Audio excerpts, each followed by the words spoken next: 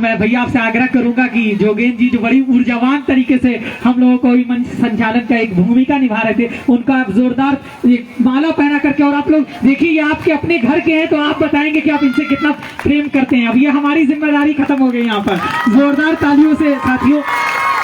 साथ ही साथ अशोक राव जी हमारे बीच मौजूद हैं जो म्यूजिक डायरेक्टर हैं, मैं उनसे भी आग्रह करूंगा कि वो भी आ जाएं। और भैया अशोक राव जी का भी आप माला पहना करके स्वागत कर देंगे। अशोक राव जी अगर हमारे बीच हो तो बराए मेहरबानी आ जाएं। अशोक राव जी, हमने तो सुना है माला पहनने में लोग जल्दी करते हैं, भाई साहब यहाँ तो सो करके आ रहे हैं। चलिए भी कमाल है।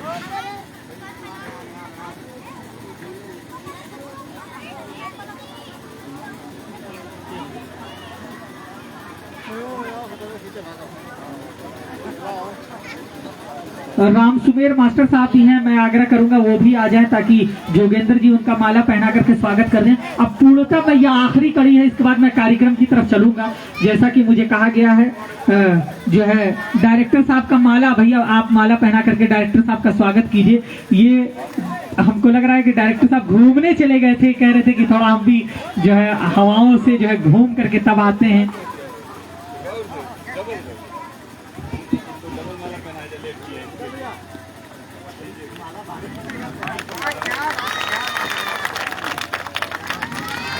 राम सुमेर मास्टर साहब का जोगेंद्र जी माला पहना करके स्वागत करते हुए।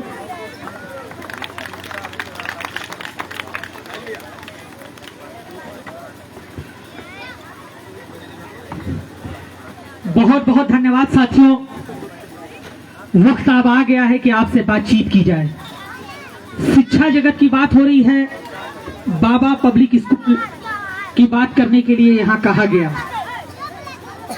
मैं आपसे बताऊं कि शिक्षा का महत्व इंसान की जिंदगी में कितना है, ये आपको मैं 2 मिनट में बता करके फिर एक एक करके मैं अपने मेहमानों से आपकी मुलाकात कराऊंगा। मैं आपको बताऊं कि जब मैं पढ़ता था, मैं खुद एमटेक हूं, एनवायरमेंटल इंजीनियरिंग से बीटेक किया, इंजीनियरिंग किया, उसके बाद साहित्य में आया, दुनिया के कई मुल्कों में जाने का सौभाग्य प्राप्त हुआ। गूगल सर्च इंजन पे आप गूगल पे सर्च करेंगे तो हम लोग मिल जाएंगे। मैं आपको बताऊं कि जो यहाँ पे नौजवान बच्चे बैठे हैं, खास तौर पे जो विद्यार्थी हैं, कृष्ण भैया इनसे 2 मिनट जरा मैं बात कर लूं विद्यार्थी होने के नाते। गुरुजी, मैं आपको बताऊं कि मैं अभी यूपीएससी का स्टूडेंट हूं, आईएएस की तैयारी करता हूं, प्रीलिम्स क्वालिफाई हूं। तो विद्यार्थियों के जीवन में कितना असर पड़ता है शिक्षा का, जो लोग यहाँ गाँव में बैठे हैं। मैं आपको बताऊं, मेरे पिताजी मदरसे में हैं, मेरे दादा, मेरी 3-4 पुश्ते हैं, सब आलिम हैं, सब धर्मगुरु हैं। हमने उनसे देखा, एक मरतबा पूछा कि शिक्षा का इंसान की जिंदगी में क्या महत्व होता है, तो पता ये चला कि इंसान और जानवरों में एक बहुत कॉमन सा फर्क होता है गुरुजी। वो फर्क क्या है कि अल्लाह ताला कुरान में इरशाद फरमाता है कि तुमने देखा नहीं, हमने तुमको अक्ल अता किया, तुम्हें जहन दिया, दिमाग दिया, ताकि तुम सही और गलत का फर्क पैदा कर सको। आप देखेंगे कि जब आप किसी जानवर के सामने सड़ा हुआ दाल या खाना डालेंगे वो खा लेगा, लेकिन किसी व्यक्ति को देंगे तो वो सूंघेगा और कहेगा अरुआ गया है, खाने योग्य नहीं है। यही फर्क होता है एक इंसान में और एक जानवर में। लेकिन अगर विद्यार्थियों को आप सिर्फ इसलिए पढ़ाना चाहते हैं, जो भी अभिभावक हैं, कि वो बच्चे पढ़ करके नौकरी करेंगे, तो आपका ये पढ़ाना सार्थक नहीं है। क्योंकि पढ़ाने के लिए व्यक्ति को जीवन जीने के लिए और जीवन बेहतर कैसे जिया जाए, इसके लिए हमको पढ़ना होगा और अपने बच्चों को पढ़ाना होगा। हमारे बीच गोरखलाल जी हैं, एक बहुत बड़ी शख्सियत है साथियों। 2 कहानी आपको सुना करके मैं सीधे सीधे जगह ले लूंगा। एक कहानी सुनाता हूं आपको, बहुत गौर से सुनिएगा। सर, एक बच्ची अपने इसी उत्तर प्रदेश की, कृष्णा भैया, घर से निकलती है, नौकरी करने रेलवे स्टेशन से जाती है, मेरठ के पास पहुंचती है, अचानक चैन वैन पहने रहती है, कुछ लोग उसका चैन पकड़ के खींच देते हैं, और जब खींचते हैं चैन पकड़ने के लिए तो वो ट्रेन से गिर जाती है। और जब ट्रेन से गिरती है तो जैसे ही वो ट्रेन से गिरती है, जिस रूट पे वो गिरती है वो दिल्ली और मेरठ का रूट है, उस पर एक दिन में 24 घंटे के अंदर 72 ट्रेनें up and down, up and down, up and down, up and down करके चलती जाती हैं, और वो बच्ची 24 घंटा बेहोश रहती है। 24 घंटा बेहोश रहती है। आलम ये होता है कि उसकी हड्डियों को चूहे चबा रहे होते हैं और चूहे खा रहे होते हैं। जब उसकी शिनाख्त हो जाती है, उसकी पहचान कर ली जाती है, तो उसके घर वालों को ये इत्तला दी जाती है, बता दिया जाता है कि आपकी एक बच्ची है जिसकी एक्सीडेंट हो गया, ये स्थिति है। तो घर वाले उसको लेकर के दिल्ली जाते हैं और भर्ती कर देते हैं एम्स में। जब वो आंख खोलती है तो डॉक्टर से एक ही बात कहती है कि अगर ईश्वर ने, अल्लाह ने, भगवान ने मुझे जीवन बख्शा तो मैं इतिहास लिखूंगी। बिलीफ सिस्टम की बात कर रहा हूं। अपने हर एक साथी से कहूंगा कि गौर से सुनिएगा आप लोग। वो लड़की क्या कहती है कि अगर मुझे ईश्वर ने, अल्लाह ने, भगवान ने बचाया तो मैं इतिहास रचूंगी। एक ऐसी लड़की जिसका दोनों पैर नहीं है, जिसकी रीढ़ की हड्डी में मल्टीपल फ्रैक्चर हैं, एक से अधिक फ्रैक्चर है, वो अपने पैरों पे खड़ी नहीं हो सकती, और वो जब आंख खोलती है तो वो कहती है कि मैं एवरेस्ट क्लाइंब करूंगी, एवरेस्ट को फतह करूंगी, एवरेस्ट को फतह करूंगी, वो लड़की कहती है। और आप यकीन मानिए कि आप लोगों में बहुत सारे लोग जानते होंगे कि भारत में पहली महिला जिसने एवरेस्ट क्लाइंब किया था, उनका नाम बछेंद्री पाल जी है। बछेंद्री पाल जी को जब ये खबर मिलती है तो वो हॉस्पिटल में आती हैं और कहती हैं, बेटी तुम अपने पैरों पे खड़ी नहीं हो सकती, डॉक्टर कह रहे हैं, तुम्हारी रीढ़ की हड्डियों में मल्टीपल फ्रैक्चर है, तुम बताओ कैसे एवरेस्ट को क्लाइंब करोगी। ये डॉक्टर कह रहे हैं, लेकिन मैं कह रही हूं कि जो व्यक्ति अपने से जीत जाता है वो एवरेस्ट क्लाइंब कर सकता है, क्योंकि तुम शरीर से विकलांग हो, जहन से विकलांग नहीं हो, मस्तिष्क से विकलांग नहीं हो। और वो लड़की एक एक करके पहले हिमालय, K2, आइंस्टीन, विद्या, नव्या जैसे 12 से अधिक पहाड़ों को क्लाइंब करती है, और इसी एनडीए सरकार में उसे पद्मश्री सम्मान से सम्मानित किया जाता है। और उस बच्ची का नाम अरुणिमा सिन्हा है। आप देखिएगा यूट्यूब पर साथियों। तो ये है महत्व शिक्षा का। एक बात और संक्षिप्त में कह के मैं जा रहा हूं आपसे कि आप देखेंगे हाथी के बच्चे को, बहुत शरारती होता है हाथी का बच्चा, बहुत शरारती होता है, लेकिन जो उसको पालता है वो बचपन में उसका माइंड सेटअप कैसे तैयार करता है, ये आप देखिए कि उसके पैर को एक बहुत बड़े पेड़ के सहारे बांधता है और जंजीर से बांध देता है। सर, जंजीर से बांध देता है बचपन में। हाथी का बच्चा कोशिश करता है यूं यूं यूं, बहुत सारी कोशिश करता है कि मैं उसको तोड़ लूं, तोड़ नहीं पाता है। धीरे धीरे वो बड़ा हो जाता है। जब वो पूरा हाथी का आकार ग्रहण कर लेता है तो वही हाथी पालने वाला व्यक्ति उसको जंजीर से नहीं बांधता, बल्कि एक जूट की रस्सी से बांधता है। और किसमें बांधता है? पेड़ में नहीं बांधता, इतने बड़े बल्ली के सहारे बांध देता है।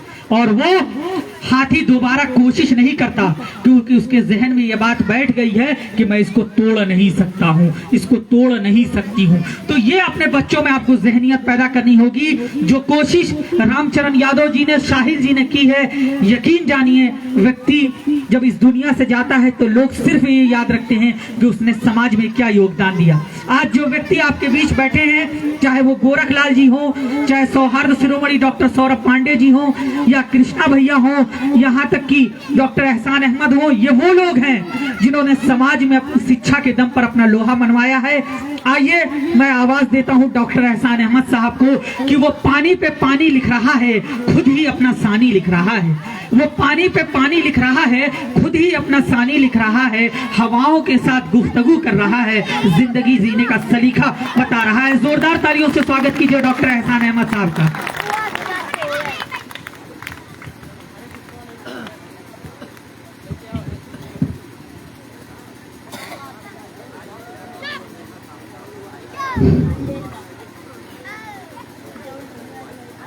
बाबा पब्लिक स्कूल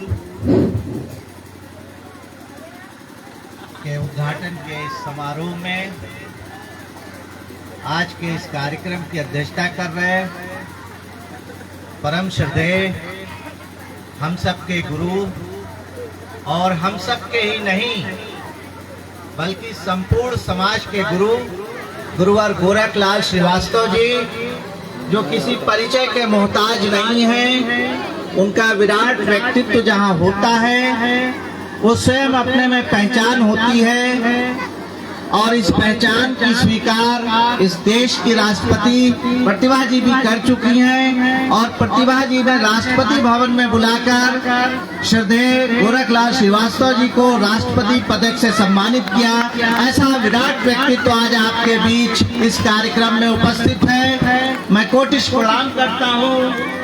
इसी कड़ी में आज के इस कार्यक्रम के मुख्य अतिथि परम श्रद्धेय सौहार्द शिरोमणि honorary professor doctor Saurabh Pandey ji, जो धराधाम इंटरनेशनल के प्रमुख भी हैं, हमारे बीच उपस्थित हैं।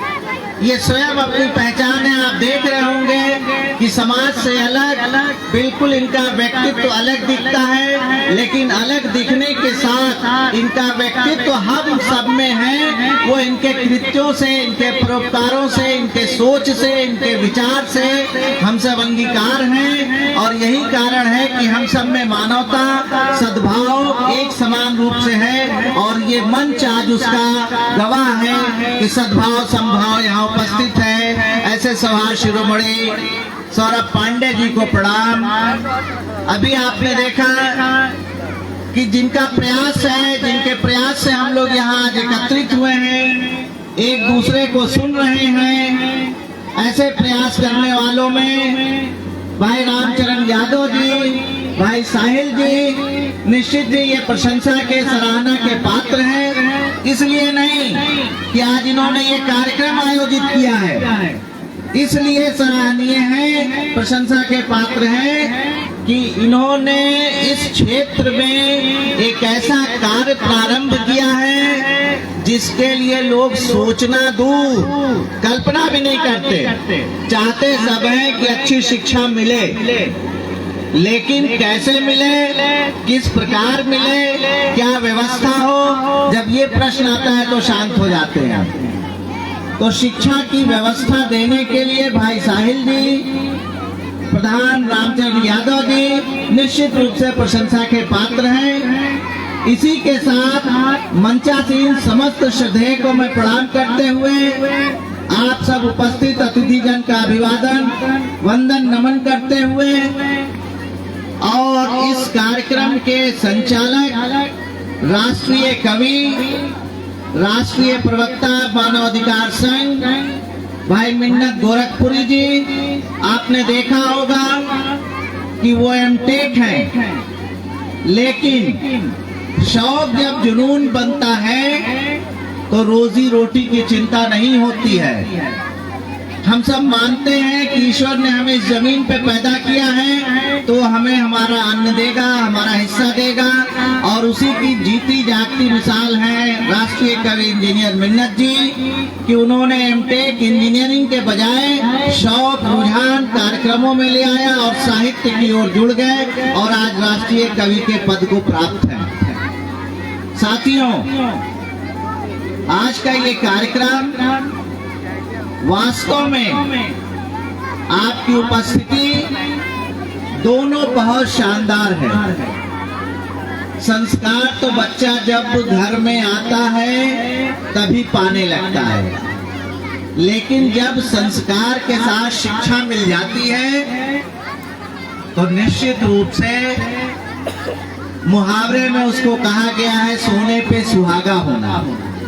तो संस्कार के साथ शिक्षा की व्यवस्था इस इलाके में हम लोगों ने देखा, रास्ते मुश्किल से एक दो विद्यालय मिले और वो भी बहुत जीर्ण शीर्ण अवस्था में थे।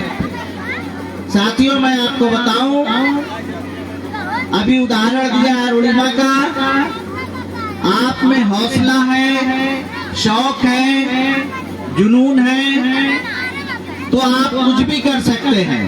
बस आपकी सोच सार्थक होनी चाहिए, आपकी सोच पॉजिटिव होनी चाहिए।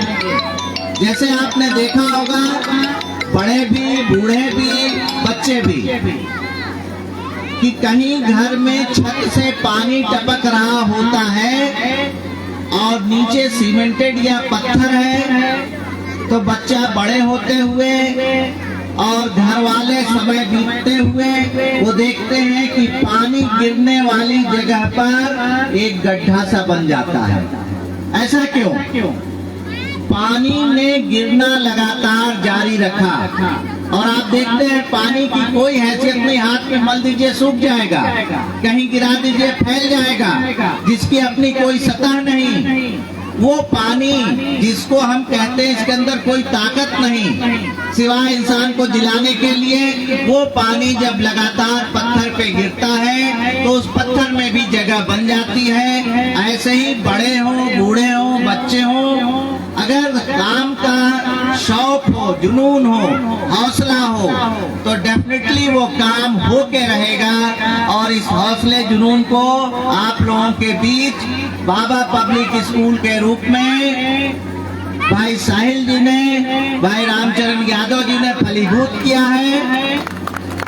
आप सबसे मेरा विनम्र अनुरोध है कि आप लोग विद्या के इस मंदिर की अलग हमेशा जलाए रखें और उसमें आपका तेल रूपी सहयोग सदैव पड़ता रहेगा। तो ये विद्यालय तो प्रगति करेगा ही, लेकिन इस प्रगति की मिसाल आपके वो बच्चे होंगे जो इस विद्यालय से पढ़ के अन्यत्र जाएंगे और अपने साथ साथ घर परिवार विद्यालय इस क्षेत्र का नाम रोशन करेंगे। इसी के साथ आप सबको बहुत बहुत साधुवाद, धन्यवाद, प्रणाम।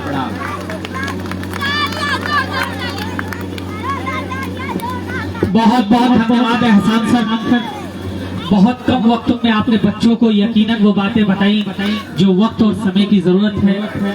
साथियों, हमारे बीच भोजपुरी फिल्मों के सुप्रसिद्ध अभिनेता, बड़े भाई, सामाजिक कार्यों में बढ़ चढ़ कर हिस्सा लेने वाले एक ऐसा व्यक्तित्व जो बहुत ही विराट है, जिसने समाज के हर पहलुओं के बीच खड़े होकर के अपनी बात की, हमारे बीच वो मौजूद हैं।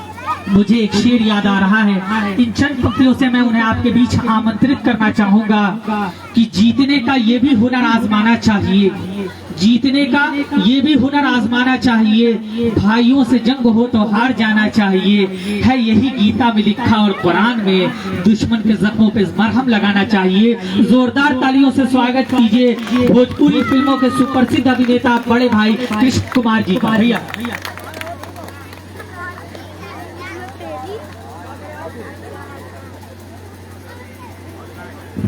हेलो हेलो, नमस्कार। लग रहा है खाना वाना खा के नहीं आए हैं। नमस्कार, सबको मेरा प्रणाम, छोटे बच्चों को आशीर्वाद, मंच पर बैठे हुए सभी लोगों को चरण छू के प्रणाम करता हूं यहीं से, क्योंकि बारी बारी से संभव नहीं है।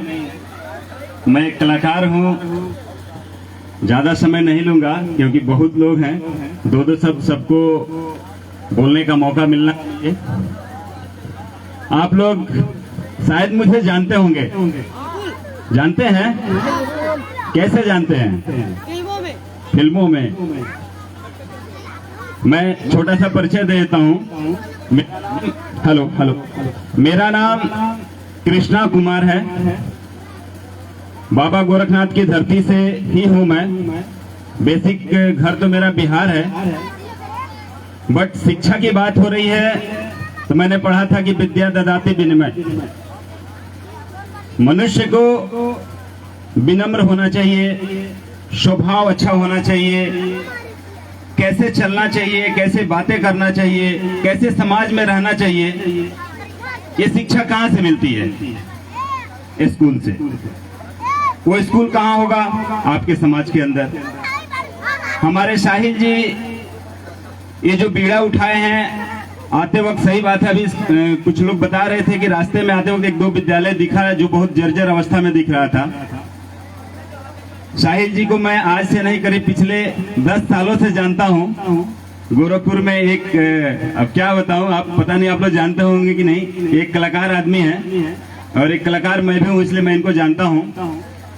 एज ए अभिनेता के तौर पे, एज ए निर्माता के तौर पे, बहुत सारी चीजें, एज ए निर्देशक के तौर पे इनको मैं जानता हूँ। बहुत सारी फिल्मों इन्होंने बनाया है, एक्ट भी किया है, और ये सब काम बहुत अच्छा चलने के बावजूद भी इतना दूर गोरखपुर से 30-40 किलोमीटर दूर अंदर आकर के, और इतना बढ़िया काम जो समाज में एक कुरीतियों को खत्म करके एक इंसान के अंदर क्या होना चाहिए, समाज में कैसे बोलने का रास्ता, चलने का रास्ता सिखाने का जो बीड़ा इन्होंने उठाया है, एक बार मैं तो चाहूंगा जोरदार तालियों से साहिल जी के लिए एक स्वागत करिए। ये रियली अप्रिशिएट है कि इन्होंने इतने दूर चल करके, आज 1 साल पहले से ही हम लोगों से बोल रहे थे तो हम लोगों को लग रहा था ये आदमी कलाकार आदमी, रंगीन आदमी कहाँ ये सब काम करेंगे, लेकिन सैल्यूट है साहिल जी कि आपने ये बीड़ा उठाया और बहुत अच्छे तरीके से इन्होंने घर को बनाया है। मैंने देखा है कि क्लासरूम में जाकर के, अभी ऊपर भी बनने वाला है। कारण यह है कि एक निर्देशक भी हैं, इनको सब पता है कि क्या क्या होना चाहिए, एक कलाकार भी हैं, एक निर्माता भी हैं, तो सर्वगुण संपन्न इनके अंदर है। ये काम पूरा भी करेंगे और हम लोग का जो भी सहयोग, मैं वादा करता हूँ साहिल जी, मैं देखिए मैं कहाँ, आपका एक फोन आया परसों के आना है स्कूल में, तो हमने कहा समय निकाल के मैं जरूर आऊंगा। अभी एक वादा करता हूं कि जो सहयोग आपको चाहिए मेरे तरफ से आपके विद्यालय को आगे बढ़ाने के लिए मैं तत्पर रहूंगा। मैं सबके सामने बोलता हूं, आज मैं अभिनेता नहीं था, आप लोग अभिनेता के तौर पे जानते हैं।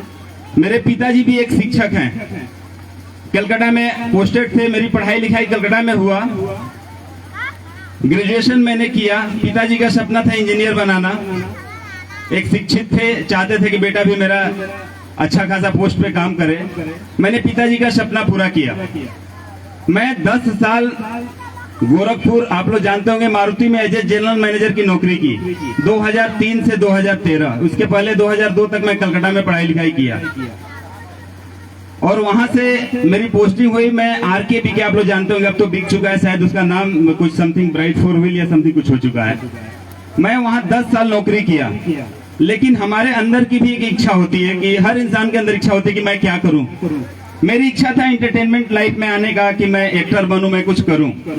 लेकिन माँ बाप का सपना, हर माँ बाप का सपना होता है कि बेटा मेरा कलेक्टर हो जाए, मेरा इंजीनियर बन जाए, मेरा डॉक्टर बन जाए, क्योंकि नाचने गाने और वाले कामों से थोड़ा सा दूरी बना के रखते हैं लोग। खैर, हर बाप का सपना होता है। तो मैंने उनकी इच्छा पूरी की, पूरा करने के बाद पैसे भी अर्जित किए, कमाए भी। गोरखपुर में लोग मुझे जानने लगे कि ये जो जनरल मैनेजर कृष्ण कुमार हैं। पापा से कहा कि पापा आपकी इच्छा तो मैंने पूरा कर दी, मेरी भी कुछ इच्छा है, एज तो एक्सपायर हो रहा है, लेकिन मेरे अंदर जो जुनून है, मेरे अंदर जो ईमानदारी है, जो मेरे अंदर मेहनत करने की क्षमता है, मैं आज भी एक्टर बन के दिखाऊंगा। माँ बाप का सपना पूरा करना था, माँ बाप का आशीर्वाद मिला। और मेन बेसिक चीज क्या था? शिक्षा। मेरे अंदर जो शिक्षा थी उसको कैलकुलेट करके और फिल्म लाइन में 2013 में गया और पहली फिल्म बेताब बनाया, जो आप लोगों ने देखा होगा। दूसरी फिल्म जो जीता वो सिकंदर, और तीसरी फिल्म ने मुझे पीछे मुड़ के मौका नहीं दिया, जिस फिल्म के नाम मैं बताना चाहूंगा, हीरो नंबर 1, जो सब लोग देखते होंगे, जिससे मेरी पहचान बनी। तो शिक्षा ही था कि मैं वो कैलकुलेट करके चला कि मैं फिल्म इंडस्ट्री में जा रहा हूँ। लोग बोलते हैं करोड़ों लोग जाते हैं, कोई सक्सेस नहीं होता है, और तुम तो इस लाइन के नहीं हो। मैंने कहा मेरे पास एक हथियार है जिसका नाम है विद्या।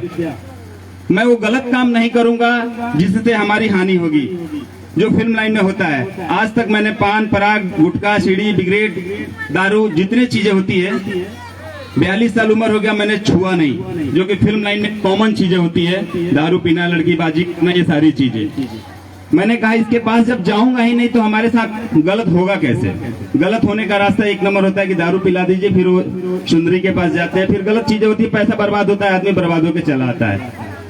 तो मैंने मेहनत किया। मैं आप लोगों से चैलेंज देता हूँ, कोई भी इंसान हो मेरे सामने आए और कहे कि मैंने ईमानदारी से मेहनत किया, 10 घंटे काम की और मेरे को सफलता नहीं मिली, पक्का वो अपने आप से चोरी करे, मेरे सामने से भी झूठ बोलेगा। वो पक्का अपने आप से वो झूठ बोलेगा कि मैंने 10 घंटा मेहनत किया था। उस मेहनत में उनकी ईमानदारी नहीं होगी। मैं जीता जागता उदाहरण हूं कि 1.25 लाख रुपए की नौकरी छोड़ करके और मैं फिल्म लाइन में गया, जहां ए से फिर से ABCD शुरू किया। एक पारिवारिक जिंदगी, शादीशुदा जिंदगी था, 2 बच्चे का बाप था। एक चैलेंज दिया, एक मिसाल बनने की कोशिश की। किसी की गाड़ी रास्ते में खड़ी है, प्लीज आप लोग हटा दीजिए, ताकि जिस राहगीर को जाना हो अपने गंतव्य जगह पे वो समय से पहुंच जाए। किसी की गाड़ी रास्ते में खड़ी है, प्लीज अगर मेरी आवाज उनके कानों तक पहुंच रही है तो शिक्षा का परचम देते हुए जाके प्लीज उस गाड़ी को अपना असली स्थान दें, बीच रास्ते में न खड़ा करें। मैं अभी लंदन भी गया था। सोचिए अभी 7 साल हुआ इंडस्ट्री में आए हुए, 7 फिल्मों के लिए अनुबंधित करके मुझे लंदन ले गया गया। क्यों? इतने सारे हीरो पड़े हुए थे। वो मेरा स्वभाव था, मेरी विनम्रता थी, ना मैं कहीं उदंडता किया। 50-52 फिल्में लगभग मैंने 8 साल में किया। ये भी एक हिस्ट्री है। आज तक कोई नया लड़का जा करके दिखाए। 4 फिल्में लड़के करते हैं और कॉलर टाइट करके चलते कि मैं गया। मिलना होगा तो उनसे 2 घंटा समय अपॉइंटमेंट देना पड़ता है। 4 लड़के आगे पीछे घूमते हैं और मुझे लोग जानते हैं, कॉल जाता है कि भैया कहाँ है, मेरे शादी है, मेरे घर बर्थडे है। निस्वार्थ भाव से मैं वहां पहुंच जाता हूं। यही विनम्रता है कि मुझे आज 50 फिल्में 8 साल में करने का सौभाग्य मिला और लंदन जैसे जगह में जाकर के 6 फिल्में करके अभी 10 दिन पहले लौटा हूं। 3 महीना लंदन में मैं था। तो शिक्षा का बहुत बड़ा योगदान है मनुष्य के जीवन में। नहीं तो रियली सर बता रहे थे कि पशु और मनुष्य में कोई अंतर नहीं अगर शिक्षा नहीं है तो। एक मैनर सीखने को मिलता है, बहुत सारी चीजें हैं, बहुत लोग अभी बताएंगे आप लोगों को, तो मैं ज्यादा समय नहीं लूंगा। मैं अपना परिचय दे ही दिया कि मैं क्या था, क्या करके दिखाया। उसके बीच की कड़ी थी शिक्षा, वो आप लोग के अंदर लाना है, मेहनत से काम करना है। आज भी मैं 18 घंटा काम करता हूँ। सुबह 6 बजे उठ जाता हूँ, रात को अभी घर जाते जाते 11-12 बजेगा। 6 बजे शूटिंग में भाग के जाता हूँ, आता हूँ 10 बजे 11 बजे सोता हूँ डेली, इस उम्र के पड़ाव के बावजूद भी। तो आप लोग भी ये काम करिए। लास्ट में मैं समझ रहा हूँ कि काफी ज्यादा हो रहा है। एक दो शब्द कह के विराम देता हूँ कि मेरे जख्मों पे चाहत की पट्टी कौन बांधेगा, मेरे जख्मों पे चाहत की पट्टी कौन बांधेगा, कबूतर के गले में घंटी कौन बांधेगा। हुई जब दिल्ली में दामिनी की हत्या, हुई जब दिल्ली में दामिनी की हत्या, जब दामिनी जैसी बहन नहीं रही तो भाई के कलाई पर राखी कौन बांधेगा। इसी पे मैं पूर्ण विराम दे रहा हूँ। अगर कोई बात गलत लगी हो तो क्षमा चाहूंगा, कलाकार हूँ, आप लोग क्षमा कर दीजिएगा। नमस्कार। नमस्कार। बहुत धन्यवाद भैया। यकीनन आपने जीवन के हर पहलुओं को टोते हुए उसके करीब से गुजरते हुए एहसास कराया कि इंसान के जीवन में शिक्षा का कितना महत्व है। आइए अब सीधे हम आज के कार्यक्रम के मुख्य अतिथि धराधाम प्रमुख आदरणीय सौहार्द शिरोमणि डॉक्टर सौरभ पांडे जी के हुजूर चलते हैं कि खामोशी छुपाती है ऐब और हुनर दोनों, शख्सियत का अंदाजा गुफ्तगू से होता है। जोरदार तालियों से स्वागत कीजिए डॉक्टर सौरभ पांडे जी का। वंदनीय मंच, उत्कृष्ट मंच, ऐसे परम पावन शिक्षा के मंदिर को सर्वप्रथम मैं प्रणाम करता हूँ। आज जब भौतिकता की अंधी दौड़ में लोग धन को सर्वोपरि मान लिए हैं, ऐसे में 2 लोग जिसके पीछे कई लोगों का शुभाशीष प्राप्त है, शहर से चल करके आके यहाँ के शिक्षा का अलग जगाने के लिए कृत संकल्प हो जाते हैं।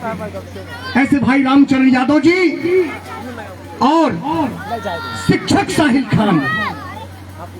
अभी तक लोगों ने फिल्म अभिनेता कहा, निर्देशक कहा, भाई कृष्णा ने पूरे उनके वृत्तांत को बताया। लेकिन बताऊं, साहिल खान को मैं तब से जानता हूं जब यह डायरेक्टर कोर्स और कंप्यूटर का कोर्स, जिस समय कंप्यूटर बहुत बड़ी शिक्षा हुआ करती थी, हमें लगता है कि 2 दशक पूर्व, उस समय साहिल MCA करके मुंबई से आकर के गोरखपुर में कंप्यूटर इंस्टीट्यूट खोलते हैं और इनसे हजारों बच्चे पढ़ लिख करके आज नौकरी कर रहे हैं।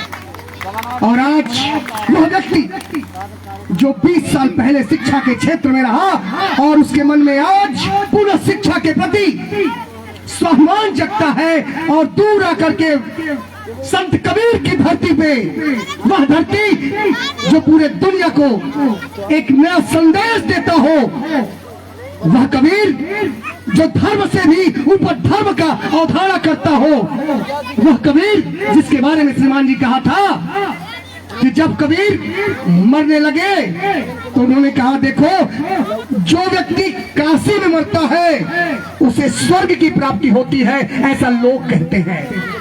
लेकिन यदि मैं काशी में मरूंगा और मुझे स्वर्ग मिलेगा तो ये भगवान तुम्हें रहने से कोई फायदा नहीं। और जो कबीरा काशी मरे तो को कौन नहीं हो रहा, कहा कि यदि काशी में मर जाओ भगवान मिल जाए तो इतना दिन मैंने प्रार्थना की है, पूजा की है, अर्चना की है, तुम्हारा क्या मतलब भाई? इसलिए मैं खलीलाबाद अर्थात संत कबीर नगर में मरूंगा और खलीलाबाद में मरने के बाद अगर मुझे स्वर्ग मिलता है तब मेरे पूर्य और प्रताप का बल है। तो महत्वपूर्ण ये है कि लखनऊ शहर में, दिल्ली शहर में और केरल में जाकर के आप शिक्षा की अलग जगाने की बात करते हैं तो साहब वहां तो शिक्षित पैदा ही होते हैं, वहां तो शिक्षा का वातावरण है।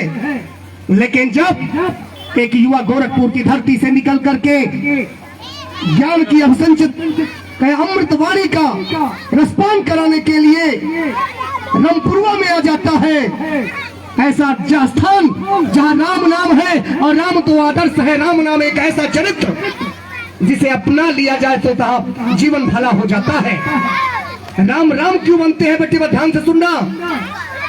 राम राम इसलिए बनते हैं कि अपने माता पिता की बातों को मानते हैं। राम राम इसलिए बनते हैं कि वह गुरु की वंदना करते हैं। और तब कहा जाता है कि प्रातः काल उठने गए रघुनाथा, मातु पिता गुरु न महिमा था, गुरु गृह गए पढ़न रघुराई, अल्प काल में क्या कह पाई, तब जाकर के विद्वान बनते हैं। और आज इस परम पावन शिक्षा के बाबा पब्लिक स्कूल के मंदिर पे जो पुजारी बैठे हुए हैं, जो संदेश देने आए हैं कि आप अपने बच्चों का प्रवेश पब्लिक स्कूल में, और वचन देते हैं कि आपका अबोध बच्चा हमारे पास आएगा, हम उसे एक कुशल योगी, कर्मयोगी, शिक्षित बनाने का प्रयास करेंगे और आप शैशवावस्था के बालक को प्रस्तुत करेंगे, हम ISPCS बनाने के लिए उसे प्रेरित करेंगे। आज शिक्षा के पावन मंदिर में गुरु गोरखलाल श्रीवास्तव जो राष्ट्रपति पदक सम्मानित प्रधानाचार्य है, गोरखपुर के सबसे पुराने पत्रकारिता जगत के पुरोधा है, जो दैनिक जागरण से जुड़े हुए हैं, हमारे भी गुरु हैं, हमारे पिताजी के भी गुरु हैं। 40 साल प्रिंसिपल के पद पे संभालते हैं और उसी शिक्षा की अलग जगाने के लिए इन्हें राष्ट्रपति सम्मान मिलता है। इसलिए इन्हें बुलाया हूं ताकि आपसे कह सकें कि देखो बाबा पब्लिक स्कूल एक लौता विकल्प है क्षेत्र के लिए, और आप यहाँ बच्चे अगर भेजेंगे तो आपका भविष्य सुरक्षित रहेगा और गारंटी शिक्षा देने का प्रयास किया जाएगा। जिस समय समय पे हम लोग भी आकर के बच्चों के साथ कुछ उन्हें बताने का प्रयास करेंगे। साथ ही साथ उत्तर प्रदेश माध्यमिक शिक्षा परिषद के सदस्य उर्दू पाठ्यक्रम समेत डॉक्टर एहसान अहमद जी उपस्थित हैं, राष्ट्रीय शायर और एमटेक जो अभी PCS मेंस निकाले हैं, इंजीनियर मिन्नत गोरखपुरी उपस्थित हैं। साथ ही साथ कृष्णा कुमार के बेधड़क अंदाज को आपने सुना, इन्होंने अपने आप बीती बताई। कहने का तात्पर्य यदि आप जो चाहो सो कर सकते हो।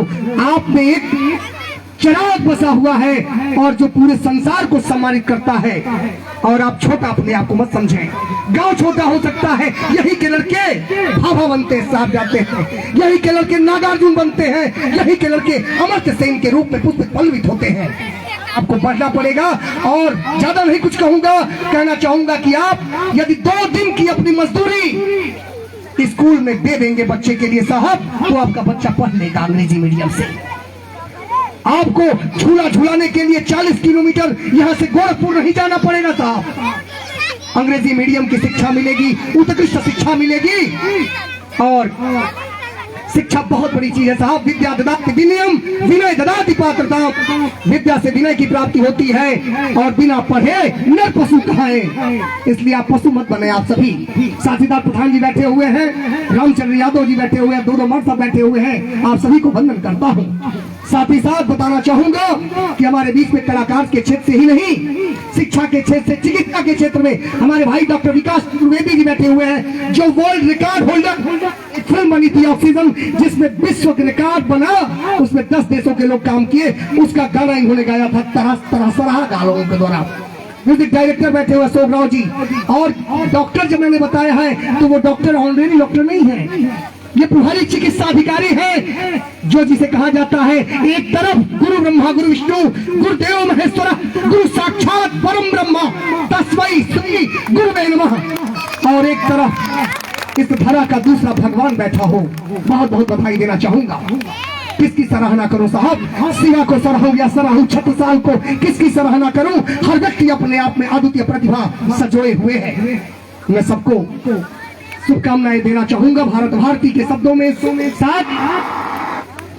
सबकी नसों में पूर्वजों के पुण्य रक्त का प्रवाह हो, सबकी नसों में पूर्वजों के पुण्य रक्त का प्रवाह हो, विद्या बढ़े कौशल बढ़े, सब में अटल अनुराग हो, संवेदना की दाह हो, ईर्ष्या कभी न राह हो। बहुत बड़ी परेशानी है, जान लीजिए। पढ़ा होगा आप लोगों ने, बड़े लोगों ने, ईर्ष्या टूट ना गई मेरे मन से। साहब ईर्ष्या को हटाना पड़ेगा, और जब ईर्ष्या हट जाएगा। और सबसे बड़ी बात, यहाँ जो गांव में परेशानी है वो कब होगा? जब दूर आप पढ़े लिखेंगे। हर आदमी की जिद सिर्फ इतनी है। ईर्ष्या का मतलब यही है कि हर आदमी की जिद सिर्फ इतनी है, मेरी दीवार से तेरी दीवार ऊंची न हो। तो इसलिए ईर्ष्या कभी न राह हो, हमको तुम्हारी चाहो, तुमको हमारी चाहो।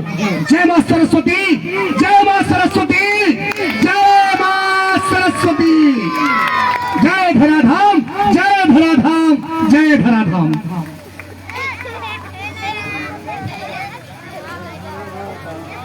साथियों, अभी आपने सुना सौहार्द शिरोमणि डॉक्टर सौरभ पांडे जी को, जो कह रहे थे कि सारी उम्र एक दूसरे से लड़ते रहे, मरे तो भाई की कब्र के बगल में जाकर लेट गए।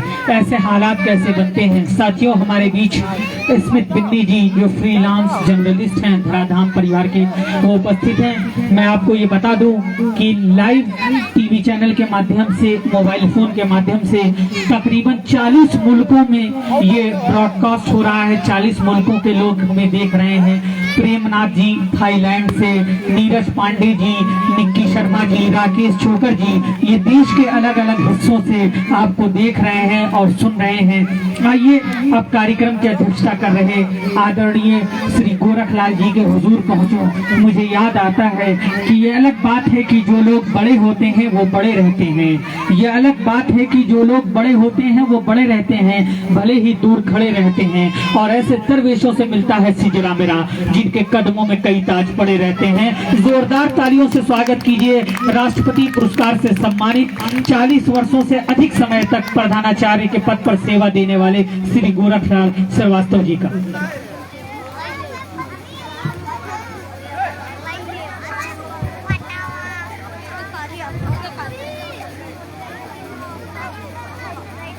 आज संत कबीर नगर जनपद के सुदूर ग्रामीण अंचल में संचालित हो रहे बाबा पब्लिक स्कूल का प्रांगण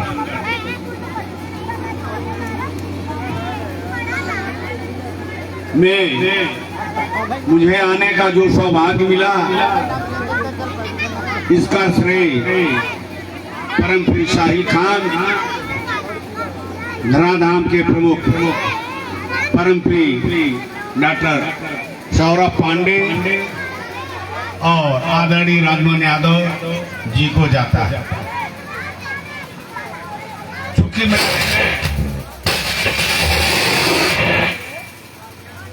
शिक्षा से संबंधित रहा, विद्यालय खोला, झोपड़पट्टी और टीन सेट से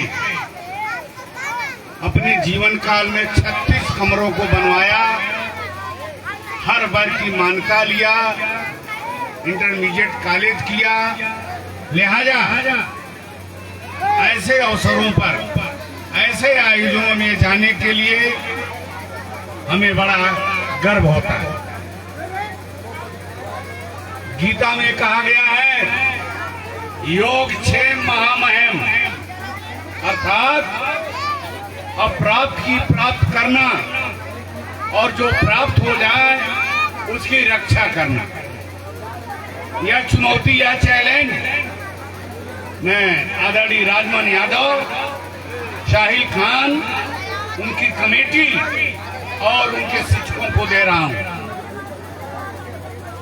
अगर आप विद्यालय खोले हैं तो इसको चलाइए, इसकी रक्षा करिए, यहाँ संस्कार पैदा करिए, बच्चों में नैतिकता दीजिए ताकि होनहार बच्चे देश के भावी कर्णधार बने। इसीलिए तमाम लोग ऐसा कार्य करते हैं जो शुरू तो करते हैं, बीच में रुक जाते हैं, बीच में जाते हैं कुछ और ऊपर जाते हैं और नहीं जाते समाप्त कर देते हैं। मेरी हार्दिक शुभकामना है कि आपका बाबा पब्लिक स्कूल दिनों दिन बढ़ेगा, उन्नत करेगा और संस्कारवान बच्चों को पैदा करेगा। आप बुरा नहीं मानेंगे। मैं बच्चों का वातावरण देखकर, मैंने 40 साल प्रिंसिपल रहा और शिक्षा के क्षेत्र में जो देश का सबसे बड़ा पुरस्कार होता है, राष्ट्रीय पुरस्कार, वह प्रथम महिला राष्ट्रपति माननीय श्रीमती प्रतिभा देवी पाटिल ने मुझे दिया। मैं हमेशा ये मानता हूं कि बच्चों को संस्कारवान बनाने के लिए संस्कारवान शिक्षकों की जरूरत होती है। अभी मैं सुन रहा था, हमारे एक अनाउंसर यादव जी बोल रहे थे, हमारे तमाम आदरणीय शिक्षक बंद जो अवकाश प्राप्त भी हैं और कार्यरत भी हैं, सुन करके मेरा दिल गदगद हो गया कि कम से कम इस आयोजन में यहाँ इतने शिक्षक यहाँ उपस्थित हैं तो निश्चित ही इस विद्यालय की जो भाग्य है, इसका जो भविष्य है, बड़ा ही असरदार होगा, प्रभावी होगा, ताकि इन गुरुजनों का आशीर्वाद मिलेगा। अभी पेड़वा इंटर कॉलेज के जो प्रधानाचार्य जी हैं चले गए, उनकी माध्यमिक का में चले गए। उनके यहाँ भी हमारे एक शिक्षक के भाई पढ़ाते हैं, लिहाजा मुझे याद नहीं, रमेश चंद्र सिंह। मैं जाना होता तो उन्हें बुला लेता। और बगल के आपके जिले में हमारे दामाद भी यही विशेष अधिकारी हैं, जिला कोऑपरेटिव अफसर। मैं जाना होता पहले तो कतई बुला लेता सबको। मैं राजमान यादव जी से, साहिल खान जी से और आपकी जो भी कैबिनेट है, मैं बताऊंगा, यह गुरु मंत्र है, नोट कर लीजिए। शिक्षा का अनुभव है, ये विद्यालय आपका चलेगा एक्ट, फैक्ट और टैक्स, एक बात से नहीं चलेगा। एक्ट माने जो मौली होगी, विद्यालय होगी, बेसिक शिक्षा की, उसको तो आप लागू करेंगे। फैक्ट जो वास्तविकता होगी उसे भी आप नकार नहीं सकते हैं। इसके बावजूद आपको टैक्स एग्जाम लेना पड़ेगा, जनता जनार्दन के माध्यम से, बच्चों से, सबको एक हाथ से नहीं हाँकना पड़ेगा, तब तो विद्यालय आपका आगे चलेगा। आप नोट कर लीजिए, एक्ट, फैक्ट, टैक्स, तीनों को समावेश करके आप विद्यालय को चलाइए। मैं देख करके बच्चों को बड़ा हर्षित हुआ। गार्जियंस यहाँ आए हैं, मैं बड़े बड़े फंक्शन में देखता हूँ, इतने लोग नहीं आते हैं। जो हमारे आदरणीय शिक्षक बंधु आए हैं, ये सब लोग बधाई के पात्र हैं। स्कूलों की दशा, 3 तरह के विद्यालय हैं। एक तो आपने जो खोला है पब्लिक स्कूल के नाम से बोला गया, एक सरकार मान्यता देती है सहायता प्राप्त जूनियर हाई स्कूल, फिर हाई स्कूल अनएडेड होता है और सहायता प्राप्त। अब नई बीमारी 1986 से आ गई, वित्त विहीन मान्यता। जितनी भी सरकारें आई 86 के बाद, नारायण तिवारी के बाद, सबने वित्त विहीन को लादा। मतलब वित्त विहीन मान्यता, वेतन विहीन अध्यापक और अध्यापक विहीन विद्यालय। इन परिकल्पनाओं से ये सरकारें विद्यालय चलाना चाहती है, जो बिल्कुल ही बेईमानी है। आप लोगों जैसे शिक्षा प्रेमियों ने जो विद्यालय खोला, सुदूर ग्रामीण अंचलों में शिक्षा का अलग जगाने के लिए, संस्कार देने के लिए, पढ़ाई कराने के लिए ये बधाई के पात्र हैं। उनके मन में मदन मोहन मालवीय की भावना जागृत है, तभी तो इतना बड़ा विद्यालय ने जल्दी खोल दिया। इसको आप चलाइए। हम लोग वो शिक्षा के माध्यम से, शिक्षा विभाग से गोरखपुर मंडल में या बस्ती मंडल में जहाँ भी आवश्यकता होगी आप लोग बात करिए, आपकी मदद की जाएगी। और आप लोग सर्वे भंग सुखना सर्वे संतु निरामया की भावना से, प्रथम कुटुंबकम की भावना से आप विद्यालयों को चलाइए। ग्रामीण बंधुओं से सहयोग लीजिए, उनके अभिभावकों से संपर्क करिए, मिलिए और एक्ट फैक्ट टैक्स की धारणा को संचालित करते हुए विद्यालय को चलाइए। यही आपकी भलाई है। विद्यालय की हार्दिक मैं शुभकामना देता हूँ, बधाई देता हूँ। धन्यवाद। जय शिक्षक।